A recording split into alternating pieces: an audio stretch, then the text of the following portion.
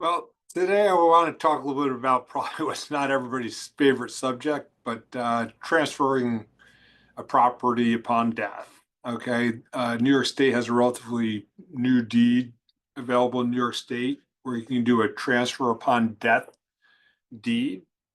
All right. And what this does is upon the death of the current owner, it transfers to whoever they've named to be the future owner of the property, their child or whoever it is. It's different from a life estate kind of deed. It's different from a trust. Okay, in that the deed process is relatively simple. It's got to be notarized. It needs to have two witnesses, which is a little different than a normal deed. Okay, and it does need to be filed like any other deed. Uh, One of the benefits is you don't have the cost of setting up a trust or any of that. You do uh, have the advantage of having a stepped up cost basis. So if you bought it for $200,000 and it's $400,000 when you pass away, uh, whoever you give that to, their cost basis is going to be $400,000. One of the disadvantages is it doesn't, where a trust, most trusts uh, avoid the Medicare calculation, it being brought into your Medicare calculation. This does not. So this is still part of your assets right up to the day you die.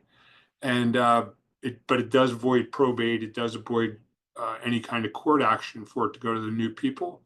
Uh, it's similar in some senses to a joint tenancy, except that you have full ownership up to the day you die, and you can withdraw it or change it by doing another deed.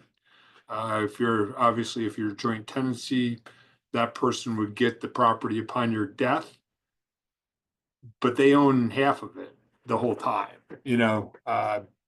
so you wouldn't be able to sell it. Life estate, similar kind of situation. With a life estate, you've actually given ownership to somebody else. You just have use of it for your life, but you can't sell it and take the money. You can't withdraw a life estate. It's owned by them. Okay. Trust is a whole different ballgame. There's a lot of different kinds of trusts.